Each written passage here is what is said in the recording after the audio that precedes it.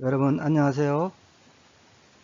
어느덧 2021년도 1학기도 이제 종반으로 치닫고 있습니다. 끝까지 힘내시기 바랍니다. 이번 시간에는 제12장 노인 장기요양 보험제도에 대해서 학습하도록 하겠습니다.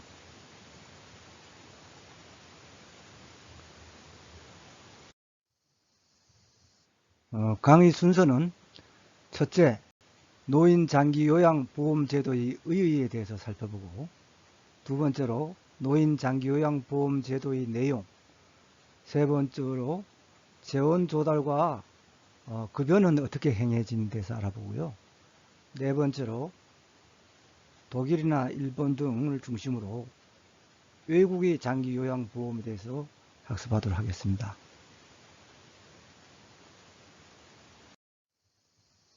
첫째, 노인 장기요양보험제도의 의의입니다.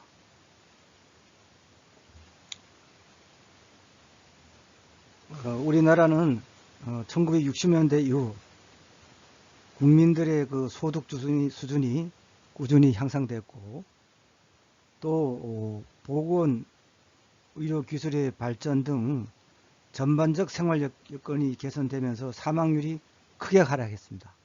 그래서 기대 수명은 지속적으로 연장되었죠. 기대 수명이 통계를 보니까 2000년도에는 평균 75.9세 됐습니다. 그래서 남자가 72.1세, 여자가 79.5세 됐습니다. 그러는 것이 10년 후인 2010년에는 평균 79.1세로 증가했습니다. 그래서 남자가 76.2세, 여자가 82.6세가 되었습니다. 그리고 2019년에 기대 수명이 확정된 통계를 보면은 평균 83.3세로 늘어났습니다. 엄청 늘어났죠. 남자가 80.3세, 여자가 86.3세가 되었습니다. 그래서 우리나라 같은 경우는 지금 현재 2007년도 보면은 65세 이상 노인 인구 비율이 7.2%로 고령화 사회에 진입하였고요. 2019년도에 14.9%로 고령 사회에 진입했습니다. 그리고 통계 추정치에 보면은 2025년도에 20.3% 초고령 사회에 진입할 것으로 전망하고 있습니다. 그래서 이런 그 고령 노인 인구가 급하게 증가하면서 그 건강보험에서 차지하는 그러한 그 노인 의료비 비중이 높아지게 되겠죠. 그 다음에 치매, 중풍 등 수발, 그리고 보호 서비스가 필요한 노인이 역시 늘어나게 되었습니다. 또 그 핵가족화, 소가족화, 맞벌이 부부의 증가, 또 보호기간이 장기화, 아무래도 이 수명이 늘어나면서 연장이 되면서 그런 보호기간도 장기화되겠죠. 그리고 사회적으로도 그 노부모 부양 그런 그 책임의식이 그 변화됐습니다. 과거에 어떤 뭐 가족이나 친척 뭐 이런 데서 부양해주고 그런 책임을 지는 데서 벗어나 이제는 노인에 대한 사회적 돌봄 및 부양이 요구되기에 이르렀습니다.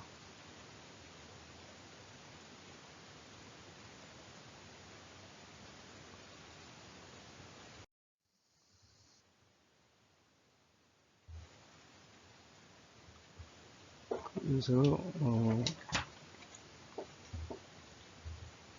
그 노인 장기 요양보험 제도가 2008년 7월 1일부터 이렇게 생겼는데요. 추진 과정을 좀 살펴보도록 하겠습니다.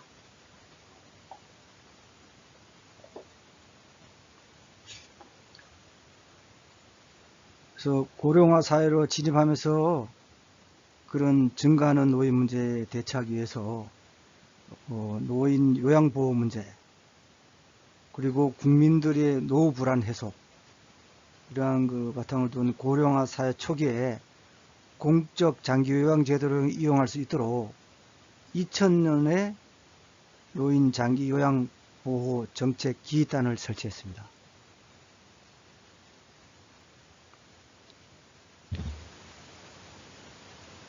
그래서 우리나라 실정에 맞는 그런 노인들의 요양 서비스에 대해서 실행 모형을 개발하기에 이르렀습니다.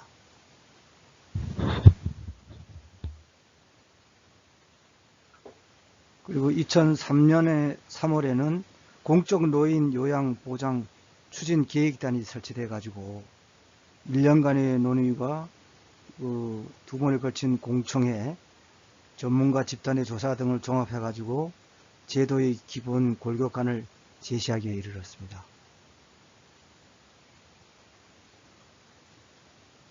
그래서 이 과정에서 그 어려움도 있었습니다. 재원 충당의 문제, 돈을 어떻게 할 것인가, 또 급여의 형태 및 급여 수준이나 수가 체계 등에 관해서는 그 합의되지 못한 그런 문제들을 지니고 있었습니다. 막대한 재원이죠. 이거 어떻게 조달할 것인가. 그리고 이게 장기간 이게 보호 요양이 돼야 되거든요. 그래서 2004년 3월에는 노인 요양 보장 제도 실행위원회가 구성되었습니다. 그래서 동년 8월에 제도의 명칭을 노인 요양 보험 제도로 정하고 제도의 내용을 발표하기 이르는데요.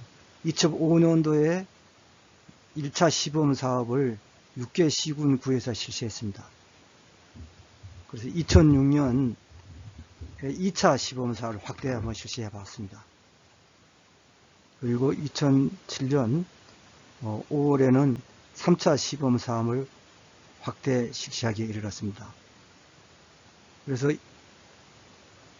2005년 10월부터 장기요양보험법 입법 추진 작업을 진행하고 2007년 그 국회 통과를 했습니다. 그래서 그 2008년 7월부터 그 노인 장기요양 보험제도를 본격적으로 시행하기에 이르렀습니다. 이것도 참 획기적인 제도입니다, 이거.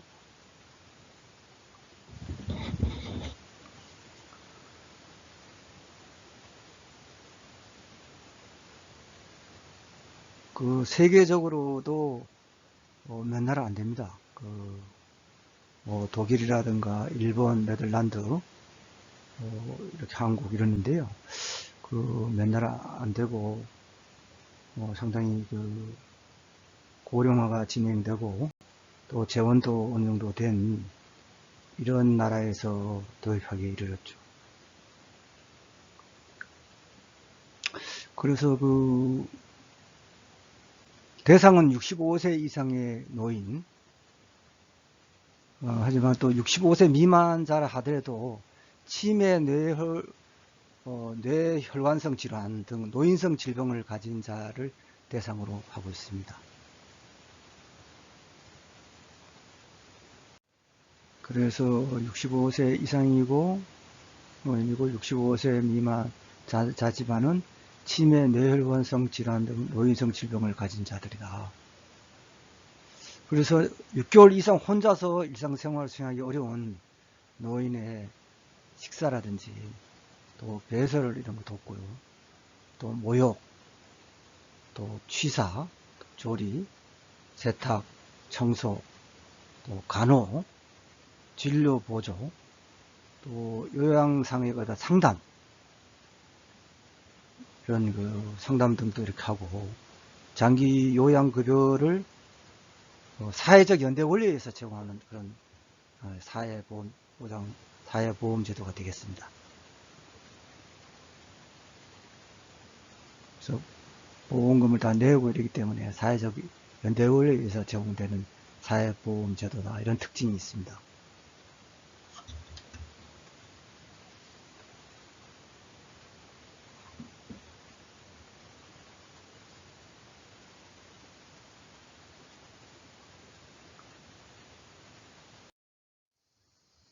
그럼 장기 요양보험제도의 도입 배경에 대해서 표로 이렇게 정리가 해놔지는데, 이걸 한번 잠깐 말씀도 드리겠습니다. 우선 고령화로 고령 치매, 중풍 등 장기 요양을 필요로 하는 노인 수가 늘어나고 있으나 가족에 의한 간병은 오히려 약화되고 있다. 사회적으로 그렇게 변화가 됐습니다. 가족 친척 중심에서 이제는 사회로 가는, 그렇게 지금 변화가 됐고, 또 지금까지의 저소득층 대상 공급자 중심 제한적 서비스를 제공하거든 그런 공공부조 사업을 이제는 사보험 체제로 전환됐다. 이게 좀 배경으로 있죠. 과거에는 어떤 그 저소득층을 이런 대상을 해서 국가나 지방자치단체에서 그 선정을 해가지고 지원했거든요. 제한적으로 제공했죠, 서비스를. 그러던 것이 이제는 사보험 체제로 국민들이 보험금을 내고 나중에 이제 이런 신청을 해가지고 이런 보험 서비스를 받는 이런 체제로 바뀌었다, 그런 뜻입니다. 또 고령화 초기에 공적 노인 요양 보장 체계를 확립해가지고 국민의 노후 불안을 해소하고 노인 요양 가정의 부담을 경감시켰다.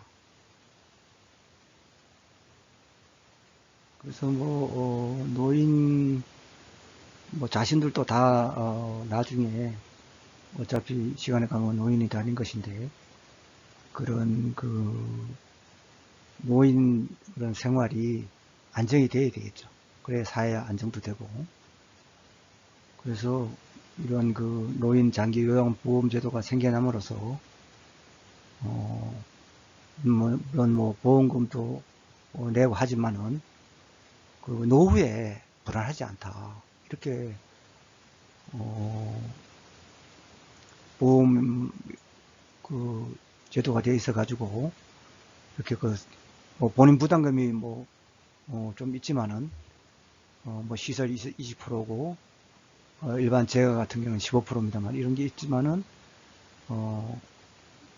국민들이 어느 정도만 내고도 이게 요양 서비스를 받을 수 있기 때문에 노후가 안정화되겠죠. 또 수요자의 선택권과 다양한 공급 주체의 참여 및 경쟁으로 서비스의 질이 향상된다. 그리고 복지 재정의 효율성이 증대된다. 그렇죠. 아무래도 이 노인들이 선택하기 때문에, 그죠?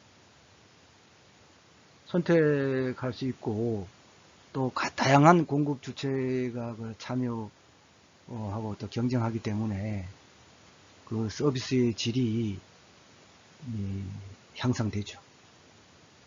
그리고 복지 재정도 또 효율성이 증대되겠죠.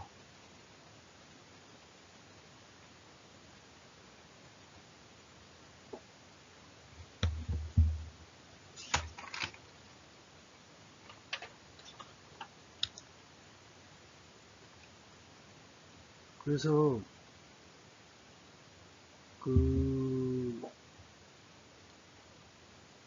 노인성 질병이 여기 나와 있는데요. 조금만 살펴보면 한국 표준 질병 사인 분류에 있습니다. 보면은 그 노인성 질병에는 알츠하이머 병에서의 치매, 그 다음에 혈관성 치매, 그 다음에 뇌경색증이라든가 출혈 또는 경색증으로 명시되지 않은 뇌졸중 뭐 이런 거,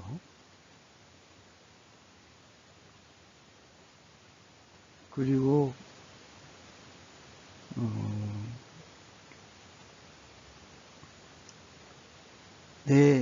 뇌출혈, 이런 뭐 기타 뇌혈관 질환 이런 게 돼 있고요. 그 다음에 파킨슨병, 그 다음에 뭐 중풍, 후유증, 뭐 이런 것이 이제 노인성 질병으로 종류로 분류되고 있습니다.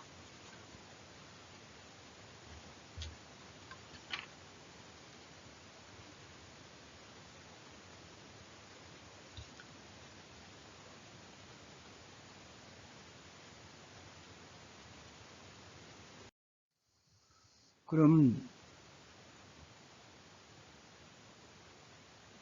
여기서 그 효과 및 차이점을 좀 살펴보겠습니다. 그래서 비전문적 가족 요양으로부터 계획적인 그런 전문적 요양 및 간호 서비스 제공으로 그 신체 기능이 보존되고 또 잔잔 능력의 증대, 사망률 그런 감소 등 노인의 삶의 질이 향상된다. 그래서 노인애가 꼭 필요한 그런 요양이기 때문에 그 요양시설에 입소할 경우 월 뭐 100만원에서 200만원 이런 부담이 들잖아요. 이것이 월 40만원에서 60만원 정도로 저렴하게 돼 가지고 가족의 경제적 부담이 경감된다 이거죠. 그래서 제가 서비스 또한 월 한도액 범위 내에서 그 한도액이 있습니다. 이제 뒤에 나오는데 한도액이 있는데 그 초과하는 거는 이제 부담 안 해줍니다. 그래서 한도액 범위 내에서 사용 금액에 그 제가 같은 경우는 15%, 시설은 20% 이제 부담한다. 그렇게 되어 있습니다. 이렇게 하다 보니까 그 안정적으로 요양 서비스를 받을 수 있는 것도 있지만은 그 여성 등 그 비공식 요양인의 기회비용과 노동 손실이 감소되고 사회 전체적인 그러한 그 경제적 편익과 함께 경제 사회 활동이 증가하게 돼 가지고 그 경제가 활성화되는 데 도움이 되고 있습니다. 그런 그 비공식 그 요양인들이 그 과거에는 집안의 그런 노인 수발이라든가 간병 이런 데에 대해서 엄청나게 그 긴 시간과 그런 노동력이 그 필요했죠. 근데 이제 장기요양 보험제도가 생김으로써 이런 노동 손실이 감소되고 그런 여성들이 많았죠 그 당시에. 그래서 여성들이 사회에 경제 활동을 하니까 그런 그 경제가 활성화되는데 도움이 됐다 그런 얘기입니다. 그리고 또 요즘 뭐 일자리 때문에 그 난립니다만은 그 장기 요양 서비스 제공 인력인 요양보호사, 이 간호사, 이 필요 인력이 엄청납니다. 그래서 약 한 4만 명에게 고용 창출 효과가 기대되어 있습니다. 그래서 이들이 그런 고용 창출이 됨으로써 그 일자리가 많이 확대가 됐습니다.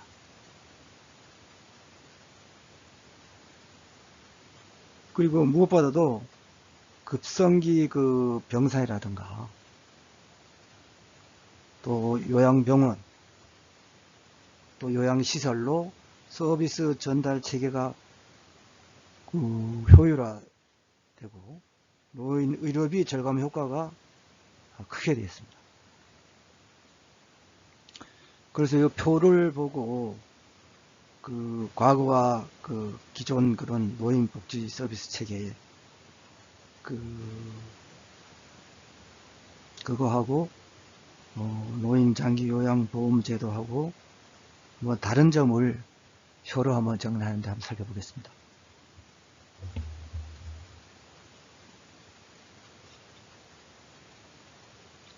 우선 노인 장기 요양 보험 제도는 서비스 대상이 보편적으로 다 시행입니다. 모든 국민들한테 대상이니까, 그죠? 그리고 장기 요양이 필요한 65세 이상의 노인 및 치매 노인 등 노인성 질환을 가진 64세 이하의 국민은 다 된다. 보편적으로 시행되는 것이죠. 근데 과거의 기존 노인 복지 서비스 체계에는 특정 대상에 한정했다. 선택적으로, 그죠? 또 국민 기초 생활 보장 수급자를 포함한 저소득층 이주에 제한적으로 실시가 됐다. 이거죠. 그랬던 것이 이제는 노인 장기 요양 보험 제도가 되면서 전 국민이 이제 할 수 있고요. 이렇게 보편적인 제도로 정착하게 이르렀다. 아주 사회보장제도에서 아주 획기적인 거죠. 그리고 서비스 선택도 보면은 노인 장기요양보험제도 같은 경우는 수급자 및 부양가족의 선택에 의한 서비스 제공입니다. 자기 선택할 수 있다 이거죠. 그렇지만은 기존 그 노인 복지 서비스 체계는 지방자치단체장의 판단해서 공급자 위주로 서비스 선택을 할 수 있었다. 수요자가 아니라 공급자 위주로 되던 것이 이제는 수요자 위주로 됐다. 그 얘기입니다. 다음은 이 재원은 그럼 어떻게 하느냐. 재원은 장기 요양 그 보험료에다가 또 국가 및 지방자치단체에서 부담하고 또 이용자 본인 부담도 얼마 있고 이렇습니다. 노인 장기요양 보험료. 반면에 과거는 정부 및 지방자치단체에서 부담했죠.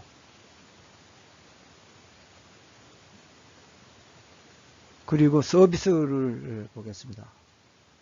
서비스는 노인 장기요양 보험제도 하에서는 시설급여가 있고 재가급여가 있고 특별현금급여가 있습니다.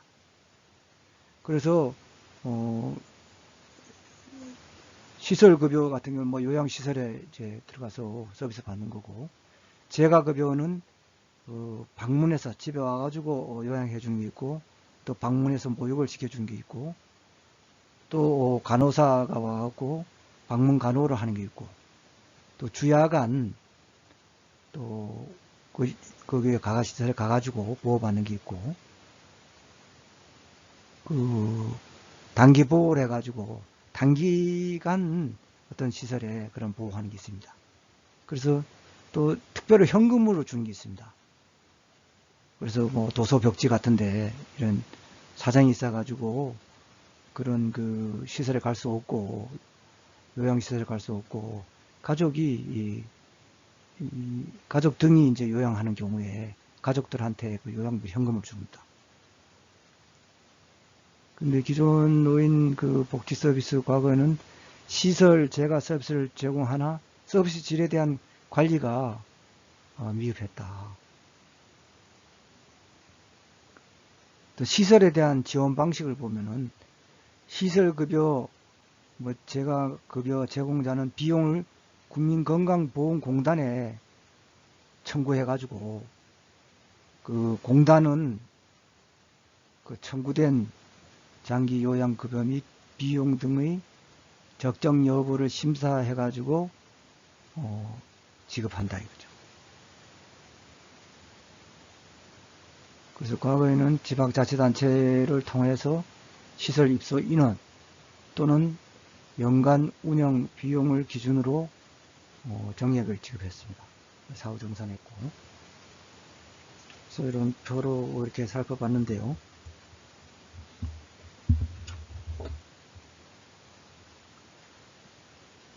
그래서 여러분들이 또 약간 좀 지루해 하실 것 같으니까 제가 예화를 한번 또 들고 넘어가도록 하겠습니다.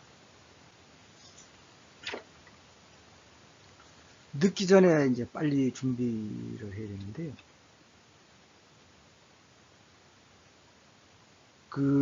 사람이 나이가 든다는 것은 자연스러운 현상입니다. 이를 아무리 거부하고 싶어도 방법에는 한계가 있을 수밖에 없죠. 불로초를 찾아 나설 수도 없는 노릇이지 않습니까? 결국 우리가 노인이 되는 것은 이제 당연한데요. 그 노인이 되면 어떻습니까?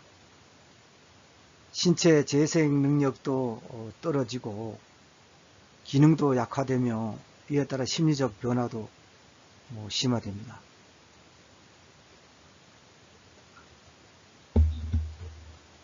그래서 노인복지법에서는 이제 65세 이상을 이제 노인으로 징수하고 있는데요. 그러다 보니까 심신이 다 약화되고 기능도 떨어지죠. 그러다 보니까 마음도 약해지고 위축되고 그러지. 또 경제적으로 또 불안감, 우울증이 수반될 수 있고요. 그래서 이런 좋지 않은 이런 상황이 도래되는데 이런 데서 미리 대처해 줄 방안을 찾아두는 것이 좋겠죠. 그렇기 때문에 이런 노인 장기요양보험제도가 생겼다.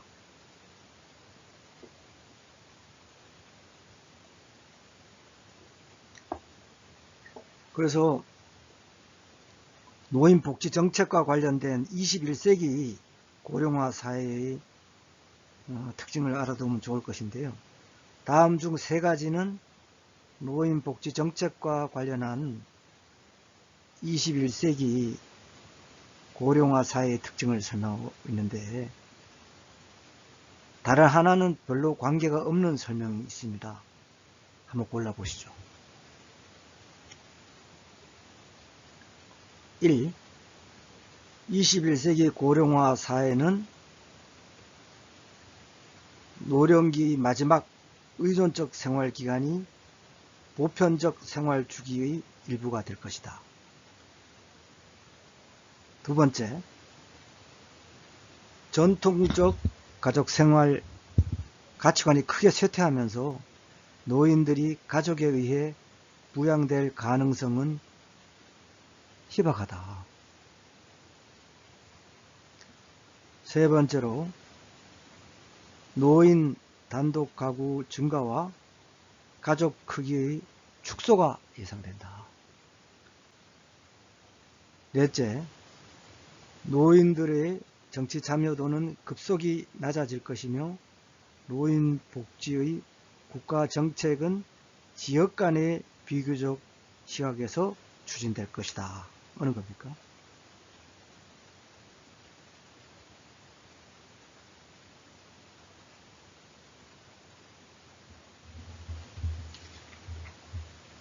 (4번이) 되겠죠.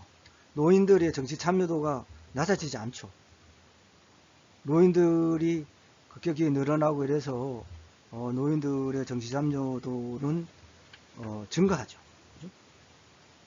그리고 노인 복지에 대한 국가 정책은 국제 비교적 시각에 의해서 좌우될 가능성이 높습니다. 그렇기 때문에 4가 틀리죠.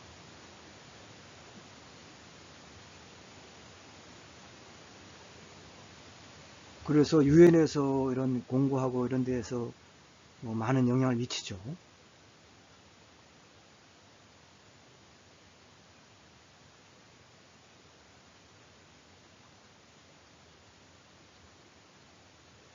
그래서 저기는 맞고 노인은 개인의 지각이나 판단, 어떤 사회적 역할이나 기능 상태에 따라서 달라질 수 있기 때문에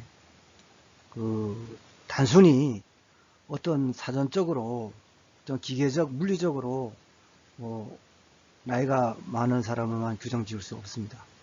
또 기능도 다 다르기 때문에.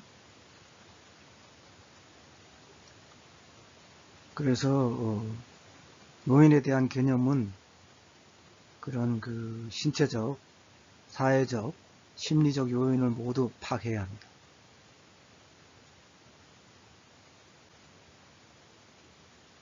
그래서 불인 같은 경우는 일반적으로 노인을 뭐라 했냐면 생리적 및 신체적으로 쇠퇴기에 있는 사람, 또 사회적인 면에서 지위와 역할이 상실되어 가는 사람이라고 이렇게 했는데,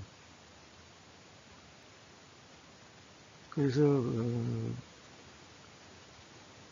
유엔 등이 정한 생산 연령 인구 개념에 대한 영향을 받아 가지고 우리나라도 이제 노인복지법에 아까 말씀하셨듯이 그 대상자를 65세 이상으로 하고 있는데, 여러 통계적에도 통계 자료 일반적으로도 65세 이상을 이제 노인으로 규정하고 있습니다.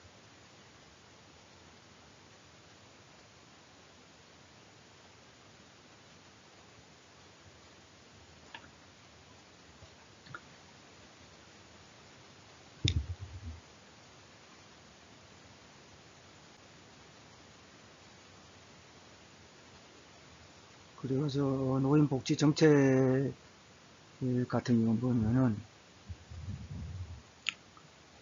노인복지법에 이제 그 응시를 해놨는데, 그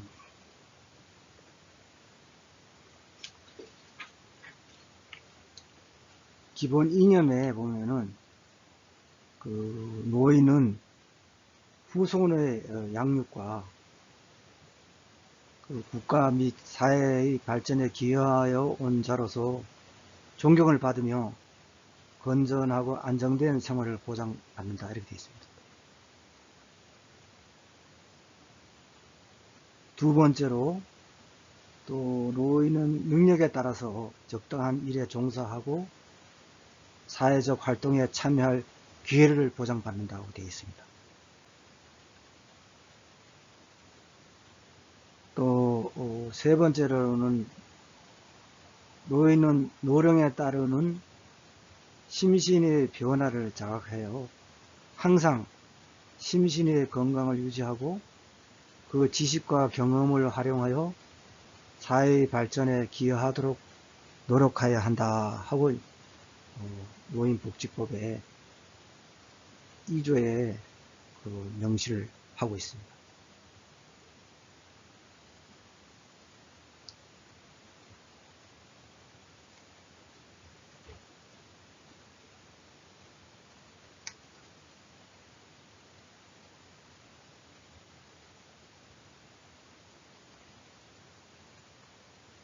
그래서 노인 복지 정책의 원칙은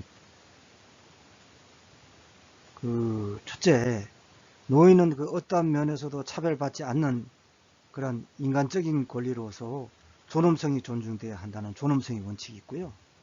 노인의 어떤 개성이 존중되도록 개별적으로 다뤄져야 하며, 그 노인에 대한 일반화나 고정관념이 배제되어야 한다는 개별화의 원칙이 있고요.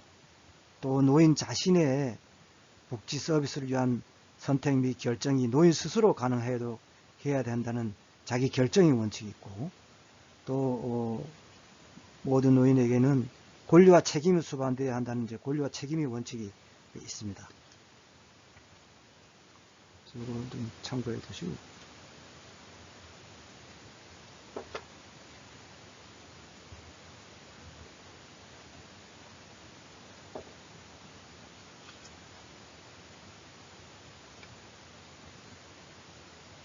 그래서 서비스 구체적인 강의는 뒤에 또 나옵니다. 다음은 두 번째로 노인 장기 요양 보험 제도의 내용입니다. 첫 번째로 노인 장기 요양 대상자인데요. 요양이 필요한 상태 및 수준을 살펴보면 표로 이렇게 정리가 되어 있는데요. 우선 요양 1등급은 최중증입니다. 최중증은 상태는 와상 상태로 스스로 일상생활이 거의 불가능한 수준입니다. 그래서 하루 종일 침대 위에서 생활자로 스스로 움직일 수 없는 와병 상태입니다. 일상생활 활동의 식사, 배설, 옷 벗고 입기의 모든 활동에서 전적으로 다른 사람의 도움이 필요한 경우입니다.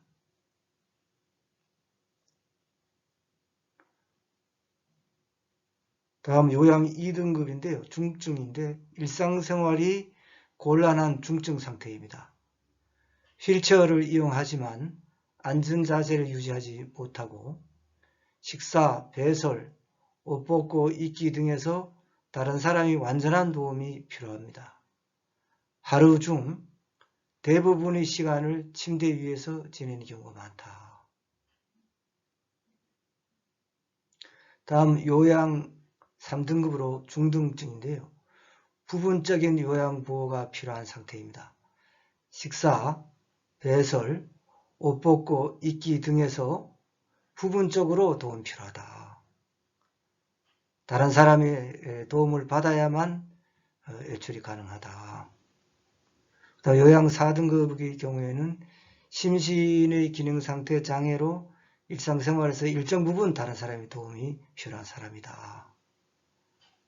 되어 있고, 요양 5등급의 경우에는 노인성 질환으로 인한 치매가 해당된다. 치매 환자. 그래서 요양이 필요한 상태 및 수준을 살펴보았습니다.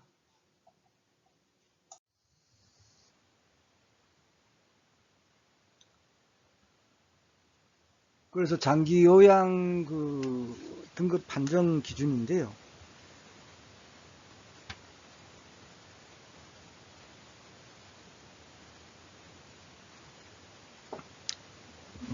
장기 요양이 신청하고 또 등급 판정받고 뭐 이런 것은 이게 이제 요양받을 수 있는 자격이 되는지 이 결정되기 때문에 상당히 중요하죠, 그죠? 그래서 잠깐 살펴보면은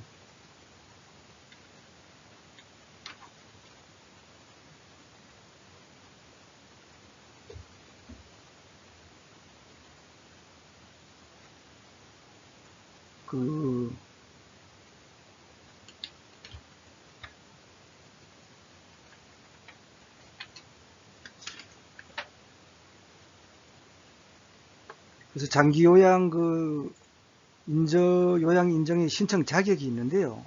이 장기 요양 인정을 신청할 수 있는 자는 어떤 사람인가 하면은 장기 요양 보험 가입자 또는 피부양자라 해야 되고요. 또 의료급여법 3조 1항에 따른 수급권자 이런 거 됩니다. 그리고 이 자격이 되는데 신청은 장기 요양을 신청하는 자는 공단에 이제 신청을 해야 되는데요. 의사 또는 한의사가 발급한 소견서를 첨부해 제출해야 됩니다.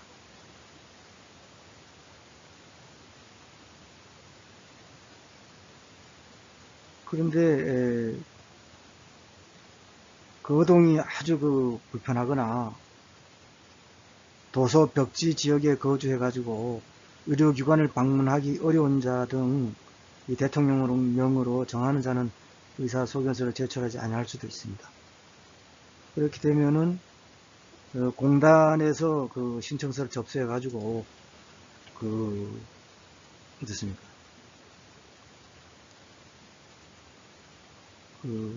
소속 직원한테 조사를 하게 돼 있는데요.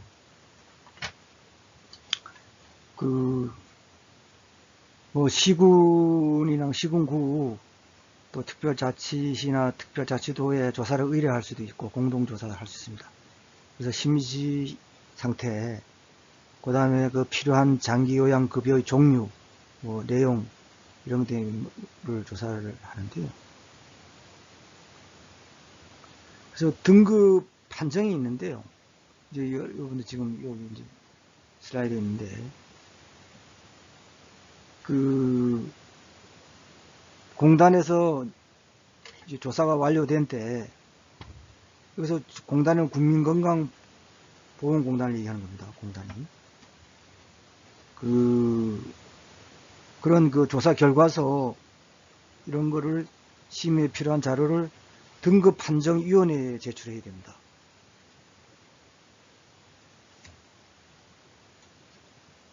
그래서 등급판정위원회에서 이제 이거를 이제 판정을 하죠.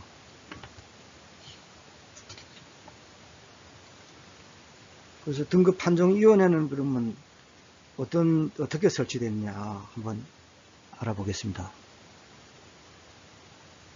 그래서 공단에 이제 장기요양 등급판정위원회가 이제 두는데요. 등급판정위원회는 통상 이제 특별자치시, 특별자치도, 시군구 단위로 설치합니다. 그래서 등급판정위원회 위원장 1명을 포함해가지고 15명의 그 위원으로 구성하게 되어 있습니다. 그래서 등급판정위원회 위원은 어떤 사람들이냐, 공단 이사장 위촉하는데 의료법에 따른 의료인, 또 사회복지사업법에 따른 사회복지사, 특별자치시, 특별자치도, 시군구 소속 공무원, 그 밖에 법학 또는 장기요양에 관한 학식과 경험이 풍부한 자로 해가지고 특별자치시장이라든가 특별자치도지사, 시장, 군수, 구청장이 추천하는 7인과 의사 또는 한의사가 1인 이상이 각각 포함되어야 됩니다. 그래서 이 등급판정위원회의 운영은 어떻게 하는가 하면은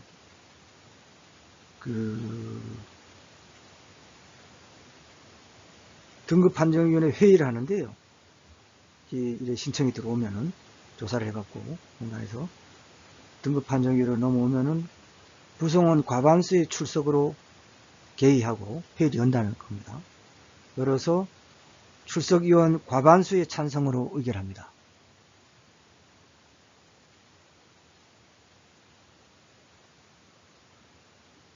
그래서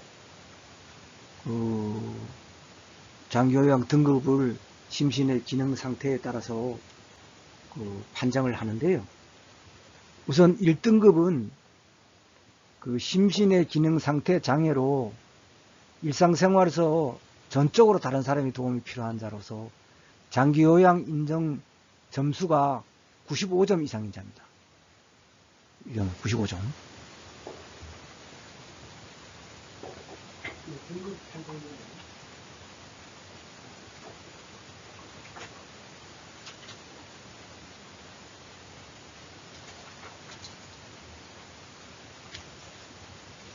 2등급 같은 경우는 심신의 기능 장애로 일상생활에서 상당 부분 다른 사람이 도움이 필요한 자라서 장기요양 인정 점수가 75점 이상 95점 미만 자. 3등급은 심신의 기능 상태 장애로 일상생활에서 부분적으로 다른 사람이 도움이 필요한 자로서 장기요양 인정 점수가 60점 이상 75점 미만인 자. 4등급은 심신의 기능 상태 장애로 일상생활에서 일정 부분 다른 사람이 도움이 필요한 자로서 장기요양 인정 점수가 51점 이상 60점 미만인 자. 5등급은 이제 치매 환자로서 장기요양 인정 점수가 45점 이상 51점 미만인 자고요. 그 외에 이제 장기요양 인지 지원 등급이라고 있는데요. 요거는 이제 치매 환자로서 장기요양 인정 점수가 45점 미만인 자입니다. 그래서 등급은 이제 1등급에서 5등급까지 있다. 그래서 이게 이제 조사가 그렇게 이제 조사를 해야 되지 않습니까? 그래서 신체 기능 이런 걸 이제 조사를 하는데요. 우선 주거 상태에서부터 또 동거인이라든가 또 현재 갖고 있는 급여라든가 또 희망급여 종류, 이런 것을 장기요양인정조사표에서 조사를 합니다.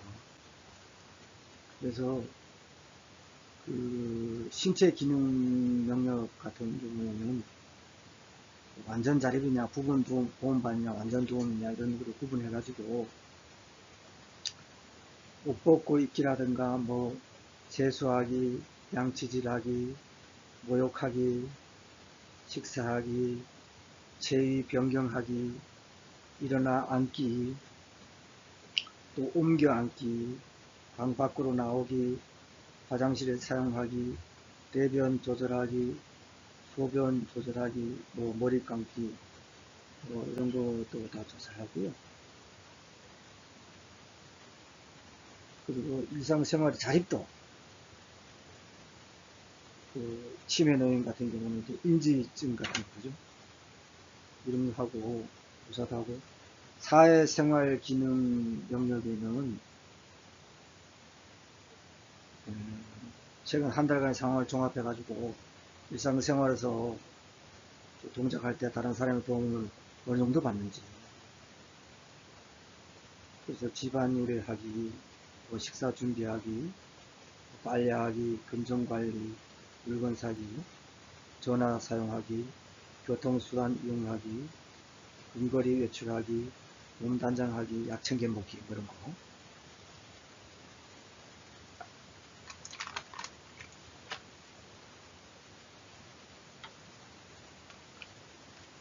인지기능 영역도 이제 한 달간 상황 종합을 하는데요. 그 방금 전에 들었던 이야기나 일을 있는지, 오늘이 몇 월 며칠인지, 또 자신이 있는 장소, 이런 잘 모르는 거, 자신의 나이, 생일, 지시를 이해하지 못하는 거, 또 주어진 상황에 대한 판단력이 떨어져 있는 거, 의사소통이나 전달의 장애, 계산 여부, 하루 일과를 이해하는지, 또 가족이나 친척을 알아보는지 못하는지, 이런 것도 하고요. 행동 변화 영역도 또 조사를 합니다. 여러 가지 뭐 감청이라든가 또 우울증 같은 거, 이건 뭐 망가뜨리거나 부수고 의미 없는 일을 한다든가 부적절한 행동, 이런 거 잘 보이는 거, 또 이런 것을 주로 조사를 합니다. 일단 뭐 재활 영역 같은 거, 뭐 이런 거, 간호처치 영역이라든가 이런 이제 세부적인 것을 전부 다 조사를 해가지고 이렇게 합니다.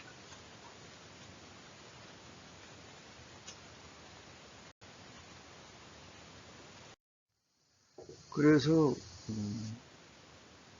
좀 신청을 하면은 그림이 나왔지 않습니까? 장기요양 인정 조사표에 의한 그런 조사를 조금 전에 말씀드린 이제 그런 신체 기능이라든가 인지기능, 행동변화, 간호처치, 재활 이런 영역에 대해서 조사를 한다 이거죠.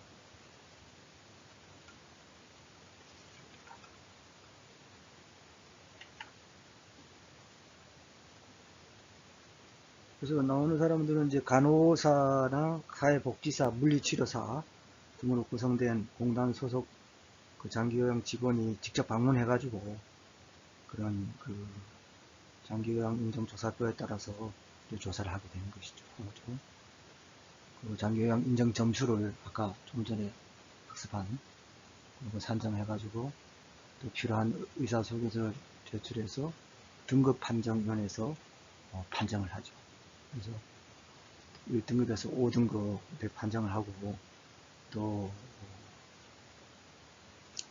인지 지원 등급도 또 이렇게 판정을 하는 것이죠.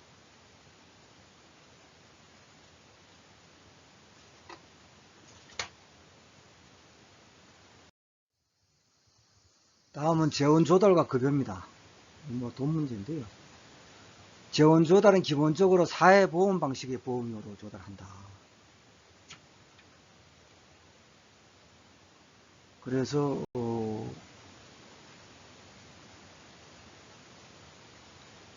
현행 그 건강보험제도와 같이 정부가 보험 재정의 일부를 부담하고 이용자도 일정한 부분을 부담합니다.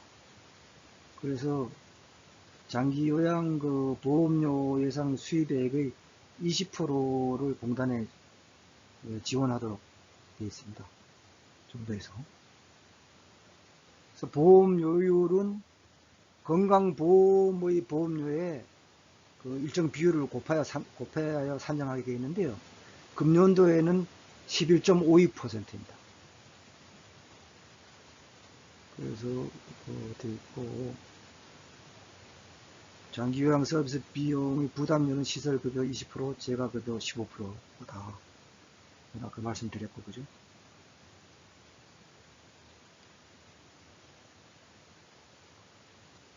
그리고 국민기초생활수급자에 대해서는 급여 비용 총액을 국고와 지방세에서 부담하도록 하고요. 장기요양 서비스에 소요되는 비용 일부는 이용자가 이제 부담한다 했지 않습니까? 시설급여 20%, 재가 15%인데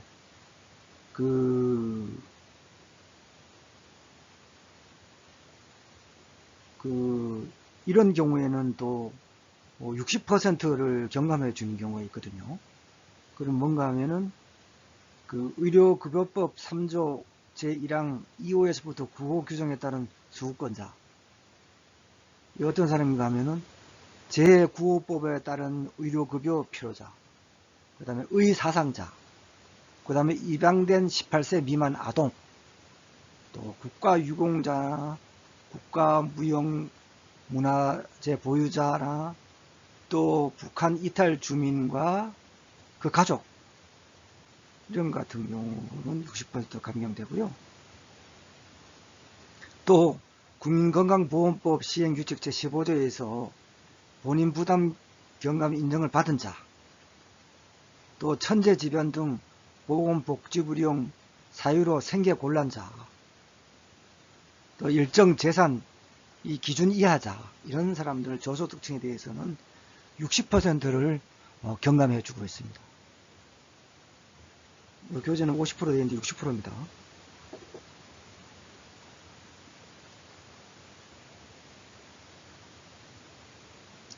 오타가 났는데 보니까.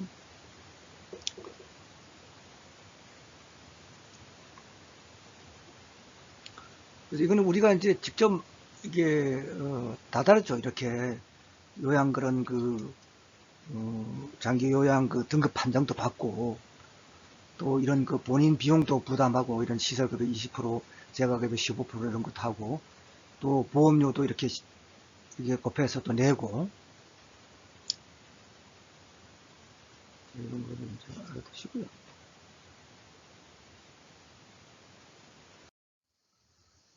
그래서 연도별 제가 노인시설 그런 그 현황이 있는데요.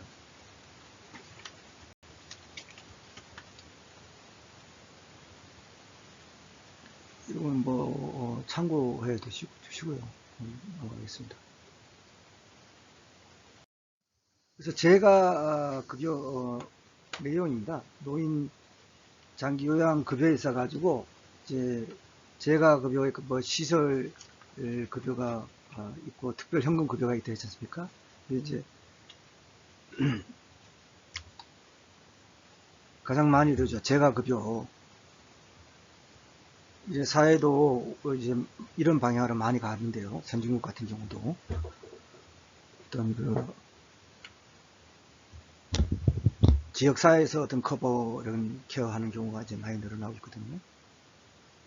또 제가 집에서 또 방문 요양해가지고 이런 것도 많이 늘어나고요.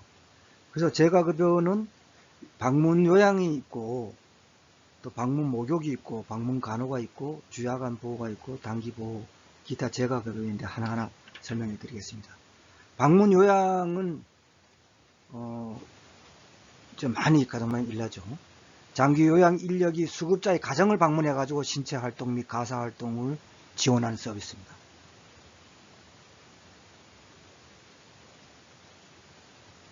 우리가 이제 노인들 그런 부양하는데 방문 요양 그 요양보호사가 이제 오죠. 많이 신청을 하는. 그다음 방문 모욕은 장기 요양 인력의 모욕 설비를 갖춘 장비를 이용해 가지고 수급자의 가정 등을 방문해서 모욕 서비스를 제공하는 거죠. 방문 간호는 장기 요양 인력인 간호사 등이 의사, 한의사 또는 치과 의사의 지시서 그런 따라서 수급자의 가정을 방문해 가지고 간호라든가 또 진료의 보조, 요양에 관한 상담, 또 구강위생 이런 걸 제공하는 거죠.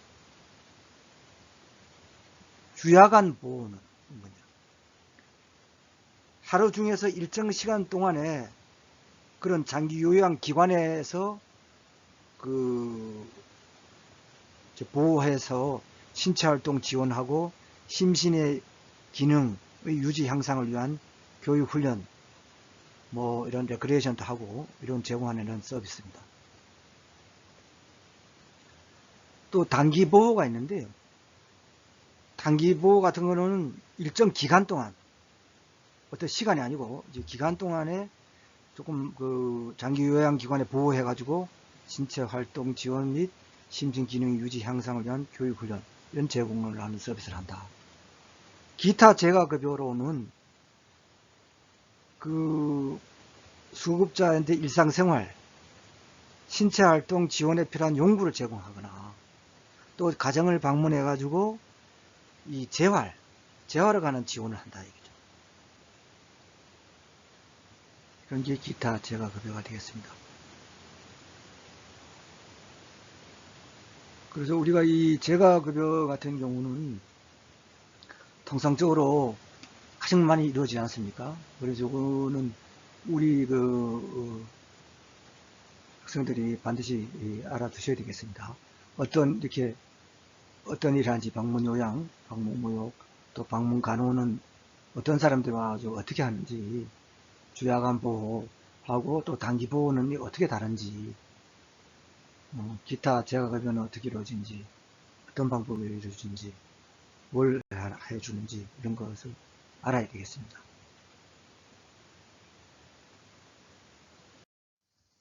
다음 이제 시설급여는 이게 노인 요양시설하고 노인 요양 공동생활가정이 있는데요. 이제 통계는 요거 이제 좀 참고를 해 주시고요. 이 노인 요양시설이 이제 있는데요. 과거에 이제 노인 전문 병원 요거는 이제 안 하고요. 노인 요양시설은 치매, 중풍 등 노인성 질환으로 심신에 상당한 장애가 발생해가지고 필요로 하는 노인을 입소시켜가지고 시설에 입소시켜가지고 급식이나 요양이라든가 일상생활에 필요한 편의를 제공한다. 그런 시설입니다. 그럼 노인 요양 공동생활 가정은 뭐냐? 이 똑같은 그런 질병의 필요에 의해서 노인이 가는데요. 이런 시설은 가정과 같은 어떤 주거 여건으로 노인들한테 급식이나 요양, 그 밖에 일상생활에 필요한 편의를 제공하는 목적을 하는 시설이죠. 그러면 이제 노인들이 그런 가정생활과 같은 그런 환경을 만들어 주니까 상당히 좀 정서적으로도 안정되고 좋아하겠죠, 그죠?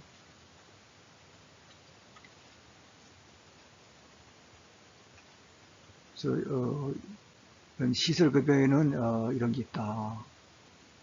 그래서 노인 요양시설과 노인 요양 공동생활 가정이 있다. 이거를 알아두시기 바랍니다. 다음 특별현금급여 같은 경우는 뭐냐면은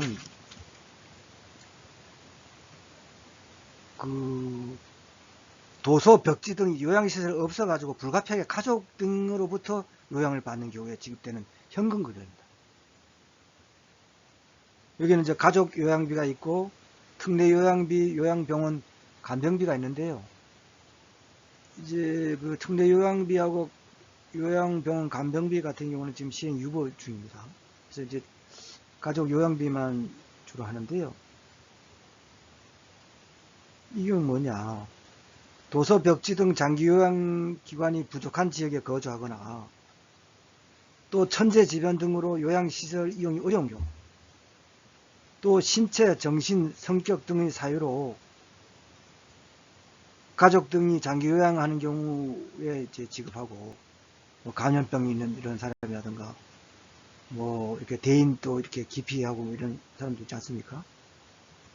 외상당하고 그래갖고 이런 것 같은 경우에는 이제 뭐 가족 등이 이제 그 요양하기 때문에 이렇게 현금으로 뭐 지급한다 이거죠.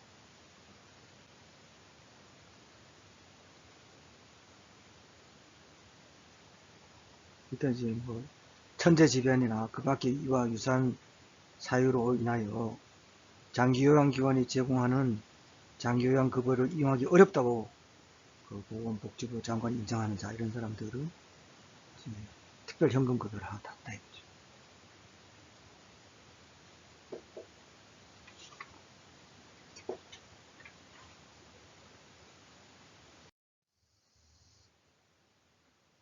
다음은 그 급여 및 비용인데요.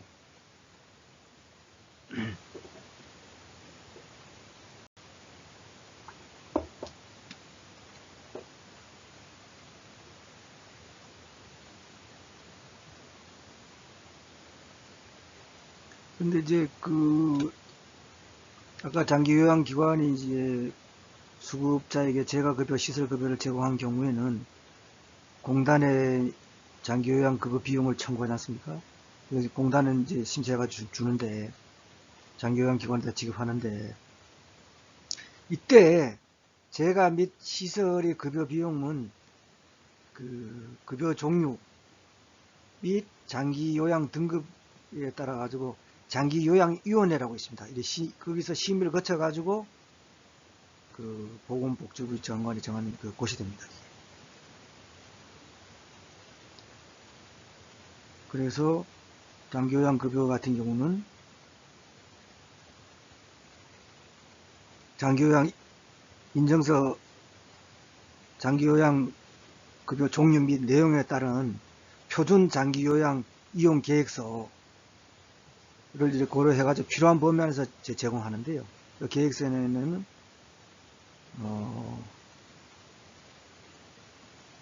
장기요양 필요 영역 및 주요 기능 상태, 또 목표, 또 장기요양 필요 내용, 수급자의 희망 급여, 표준 장기 요양 이용 계획 및 비용, 이런 것에 이제 들어있어야 됩니다.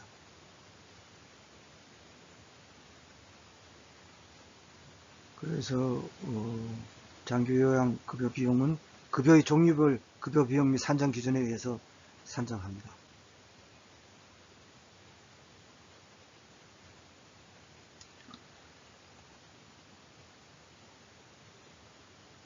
그리고 여기 급여 비용 같은 경우에는 제가 이제 급여 및 시설 급여를 했고, 이제 여기 제가 급여 그 월 한도액 같은 경우 있는데요.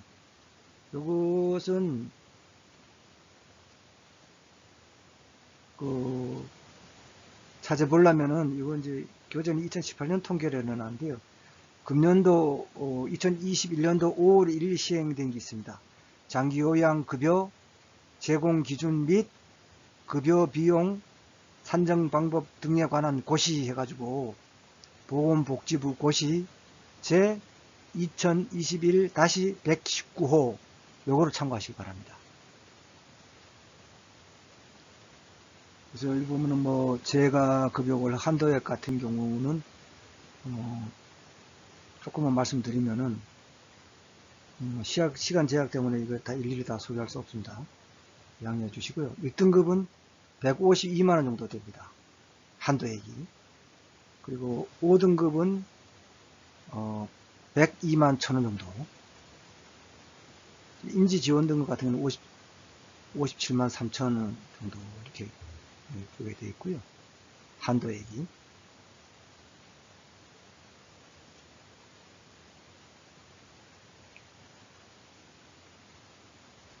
그리고 제가 급여 수가도 방문 요양이라든가 방문 모욕, 방문 간호, 취약암 보호 그런 내용으로 단기 보호 이렇게 다 나와 있습니다. 네.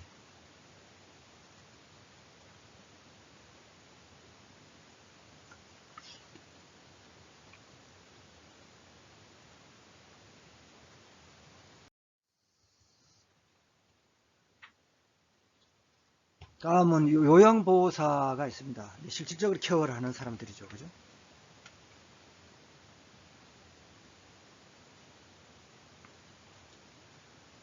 그 요양보호사하고 사회복지사하고 이제 이렇게 뭐 비교한 표가 있는데요.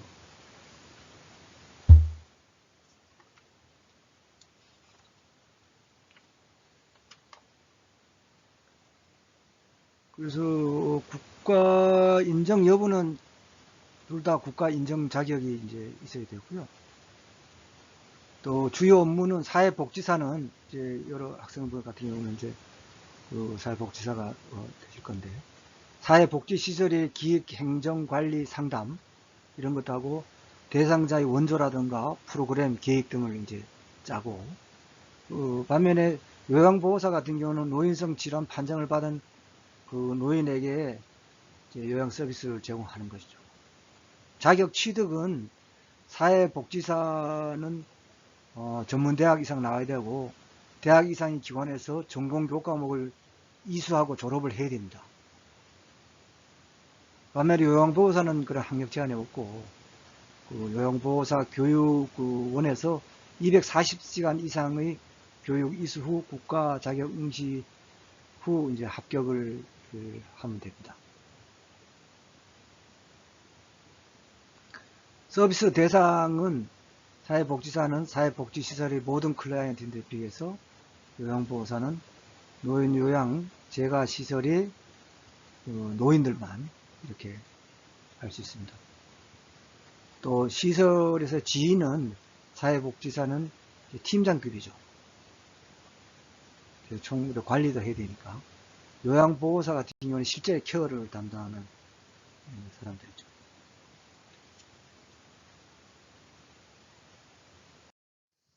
그래서 요양보호사 법적 배치시설이 있는데요.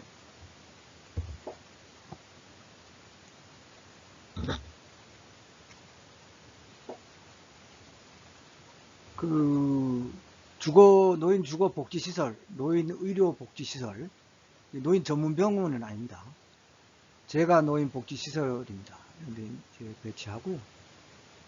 그 노인 장기 요양보험법상 요양보호사 배치시설은 장기 요양기관과 또 제가 장기 요양기관 여기 있습니다. 방문 간호는 제고요. 요양병원 등 병원은 아까 말씀드렸듯이 요양보호사를 배치할 법적인 의무는 없습니다. 뭐 간호사들이 다 있거든요.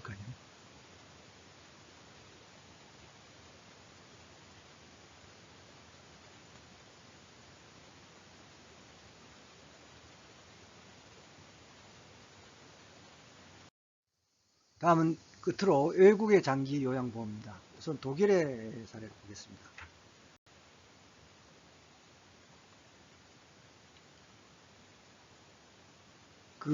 독일은 세계 최초로 사회보험제도를 통해서 노령화와 그로 인한 사회적인 위험에 대처하기 시작한 나라입니다.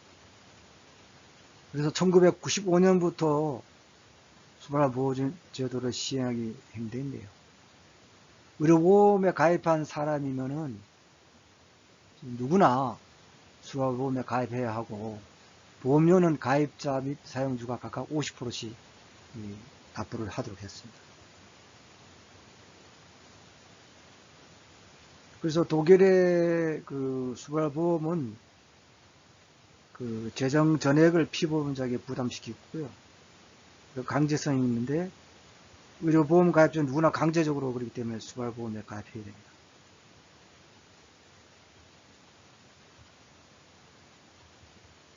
그래서 독일의 경우에 이제 수발보험 제도를 시행하면서 수발보다는 재활을 강조하고 재가 시설에서 가족 등의 참여를 유도하는 데 초점을 두었습니다. 그래서 이를 위해서 각종 인센티브 제도를 도입하였고, 현금과 현물 등 선택권을 보장하고 있습니다.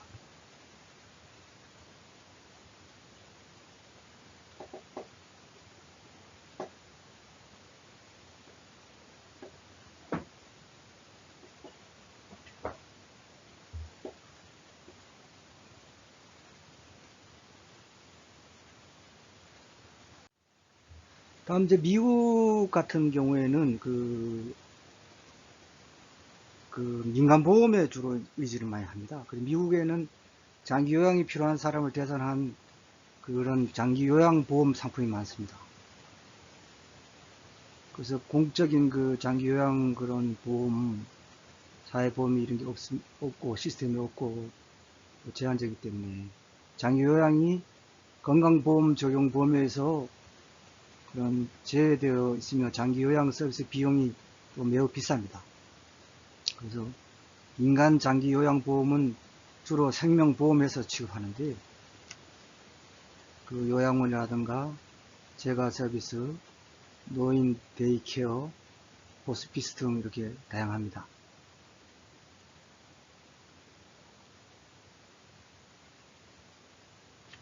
그래서 미국의 공공장기 요양 프로그램 같은 경우는 조금 보면은 메디케어하고 메디케이드가 있는데요. 이런 거 많이 들어보셨을 겁니다, 여러분들. 그 연방 프로그램인 메디케어인데 이거는 사회보장연금 수급자를 대상으로 65세 이상 요양원 서비스와 가정건강케어 서비스만을 지원합니다. 기간도 제한적입니다. 그렇기 때문에 이런 같은 경우도 중증 질환자 회복에 필요한 케어에 초점을 두고 요양시설 이용도 100일만은 가능합니다. 그리고 메디케어 수급자의 장기 요양 비용은 메디케어가 요양시설에 직접 지불합니다. 그럼 메디케이드라고 있습니다. 또 이거는 뭐냐, 연방정부와 주정부가 재정을 공동 부담하는데요. 운영은 지방정부가 하는 공공부조 프로그램입니다. 메디케이드가. 수급자가 되기 위해서는 이 자산조사를 받아야 됩니다. 상당히 엄격하죠.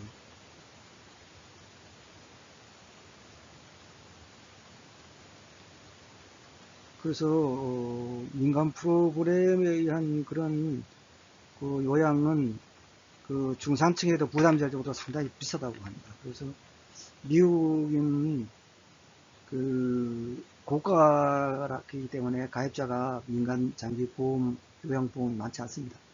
그래서 미국인 다수는 선진국 국민답지 않게 가족이나 친구, 이웃 등 비공식적 컵에 의존하고 있습니다. 참고적으로 미국은 소개했고요.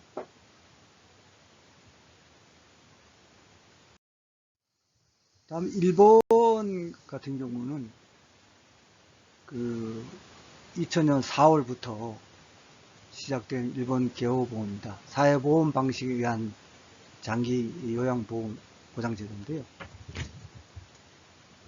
그 일본 같은 경우는 개호보험인데 그 과거 그 고비용의 시설 서비스에 대한 고령자 개호에서 탈퇴해 가지고 재가 복지 서비스에 의해서 지역 사회 환경을 정비하고자 했습니다. 그래서 또 고령자 그런 개호에 대한 부담을 그 가족에서 사회로 전환시켰습니다. 우리나라하고 비슷한데요. 뭐 핵가족화의 급진전, 여성의 사회 진출 확대, 부양의식의 변화 똑같습니다. 그래서 가족 의존형 그런 개호 시스템을 한계를 보였기 때문에 사회로 전환시켰습니다. 그래서 2004년도에 도입된 그런 개호보험제도는 재택 서비스 이용인지 급조하게 됐는데요. 여기 보면은 시설 입소 서비스로 특별 양호 노인홈, 노인보건시설, 요양병상 입원, 재활의료 서비스가 있습니다. 그리고 재가 서비스에는 홈 헬퍼에 의한 방문 개호, 또 간호사에 의한 방문 간호, 또 주간 보호 서비스, 또 단기 보호, 복지 연구에 대여 뭐 이런 게 있습니다. 우리나라하고 좀 비슷한데요. 그 이제 외국의 장기 요양보험대에서 주요 국가를 상대로 살펴보았습니다. 이상으로 노인 장기 요양 보험 제도에 대해서 살펴봤는데 이번 주 퀴즈는 장기 요양 급여의 종류로서 재가급여, 시설급여, 특별현금급여가 있는데요. 여기서 자가급여 6가지는 무엇인지 이거를 메일로 보내주시면 감사하겠습니다.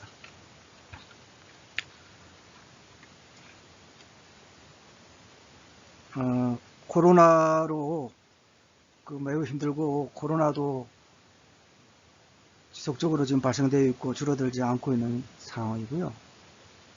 또 날씨도 매우 무더워졌습니다. 그럼 건강에 유의하시기 바랍니다. 이상으로 제12장 노인 장기 요양 보험 제도에 대한 강의를 모두 마치겠습니다. 여러분 대단히 감사합니다.